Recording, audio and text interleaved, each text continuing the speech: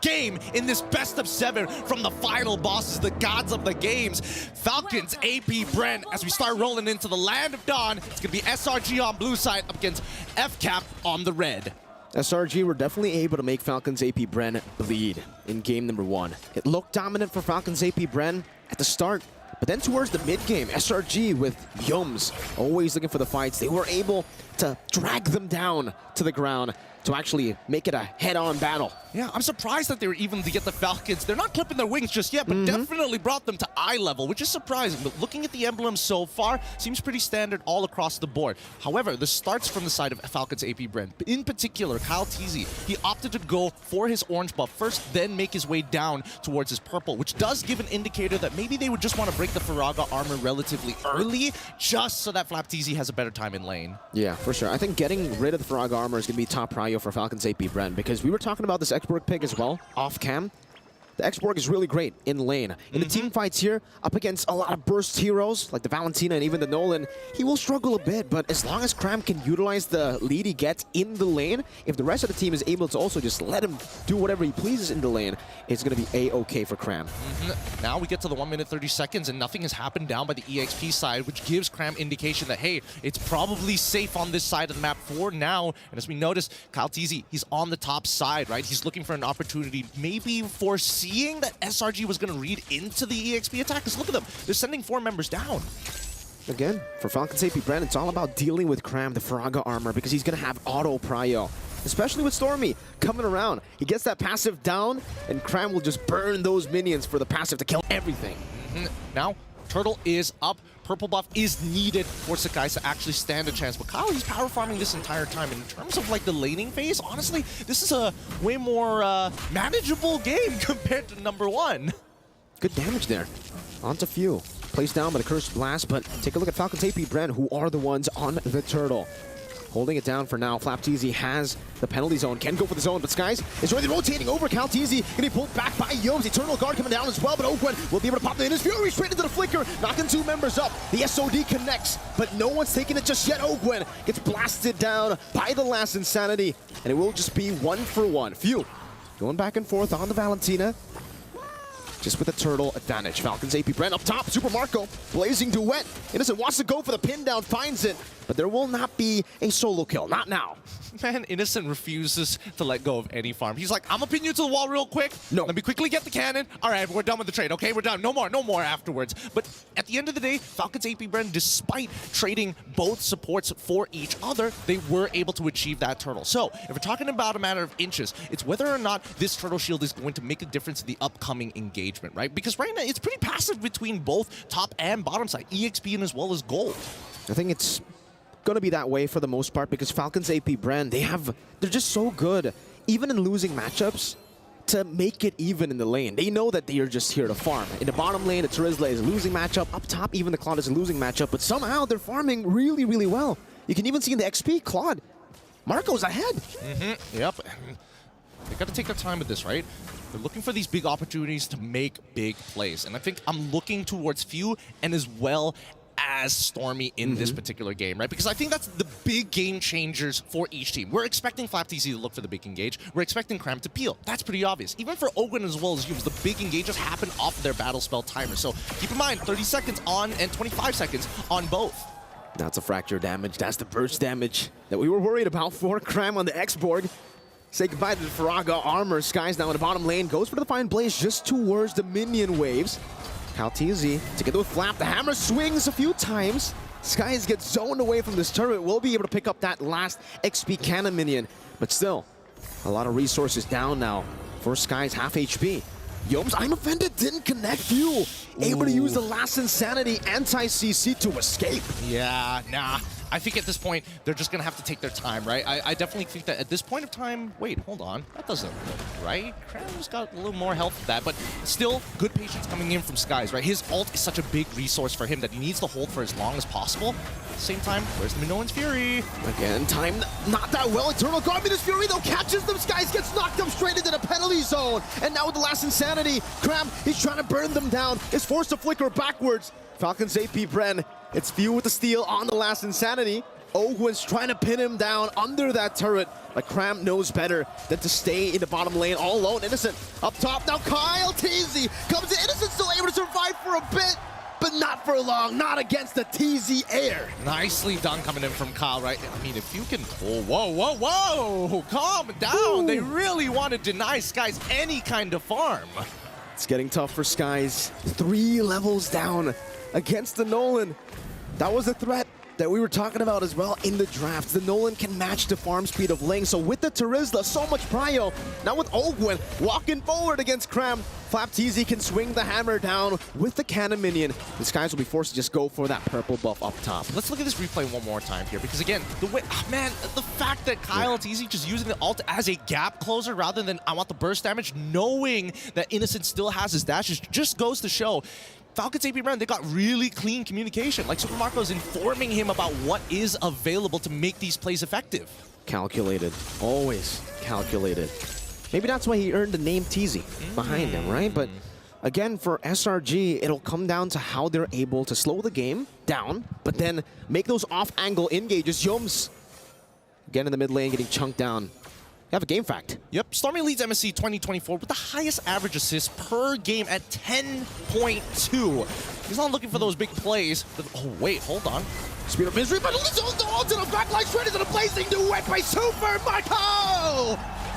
What the heck was that? Skies gets the Tempest of Blaze, but Super Marco just guns him down to pick up a Maniac! What a Maniac coming in for your boy Super Marco at 1 HP.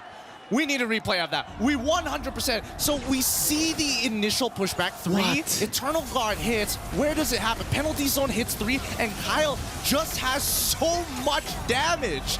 He has so much. He sets it up perfectly for Super Marco to walk in for free, and despite all of that, it just goes to show the jungle diff at this point of time. The 3-level lead that Kyle TZ has really making the difference. And let's look at the gold difference. Yup, he's still 2K ahead.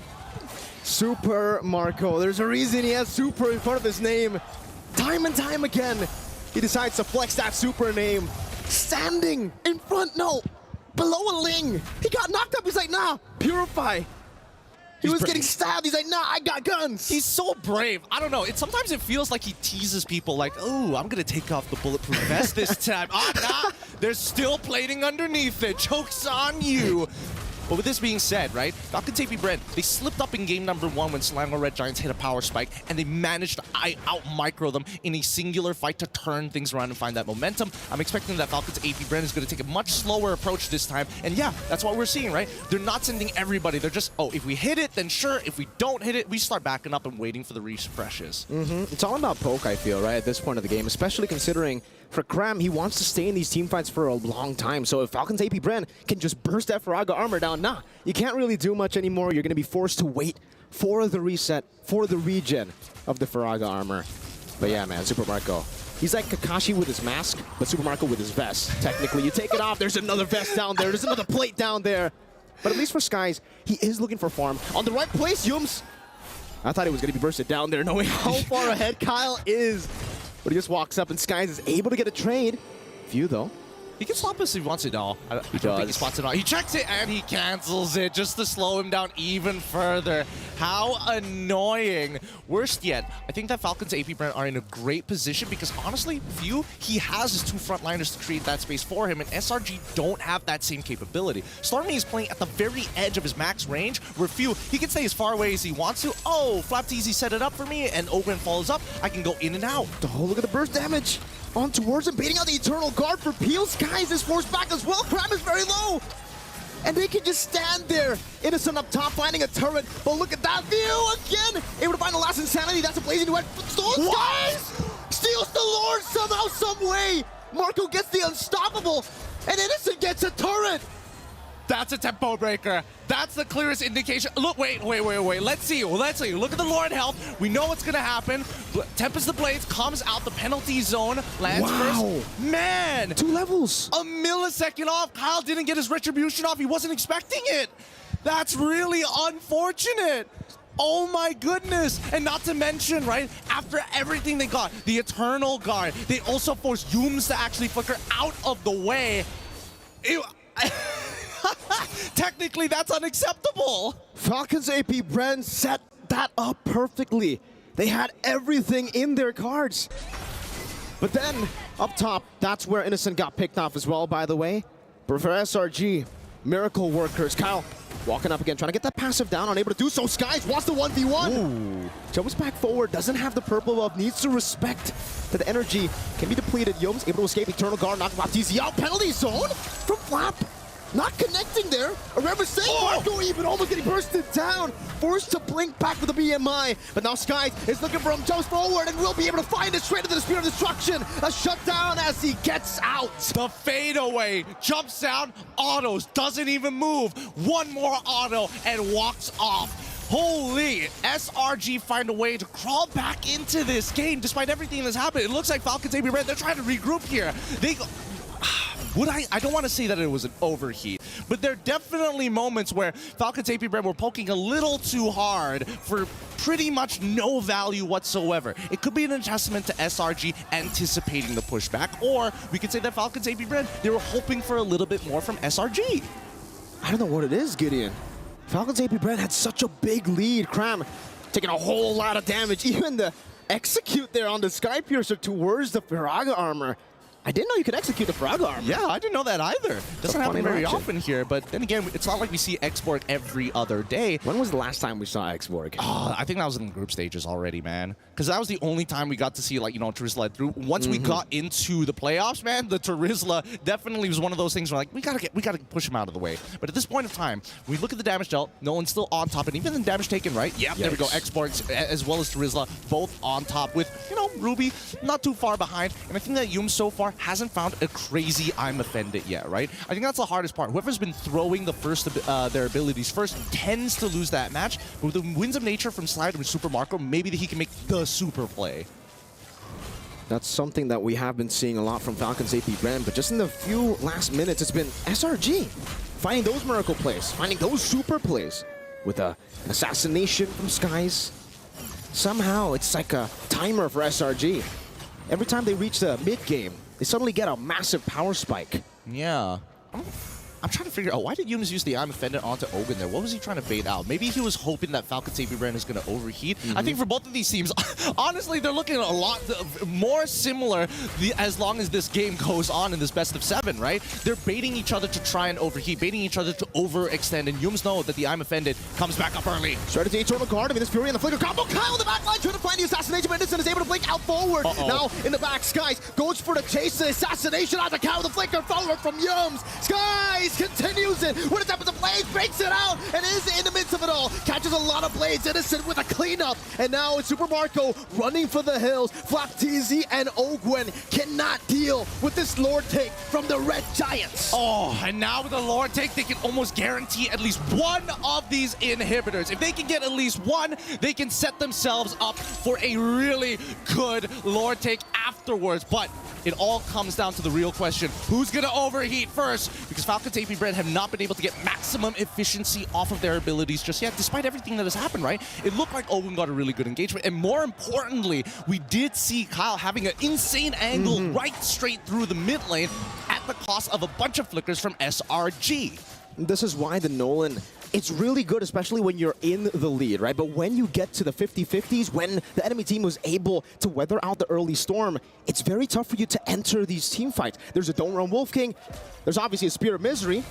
But let's take a look at the siege now. 3 mini waves crashing down into Falcons Apbren's base. Innocent finding the pin down straight at the I'm offended. Over and over with the Eternal Guard catching Flapteezy. Minus Fury used up, but it was cancelled by him taken down. Now Sky jumping to the back using the Sky Piercer. Forcing him in a crown out. Flapteezy with a DPC. Locking Yums down, but he has the immortality. He can still survive. Sky is again poking through.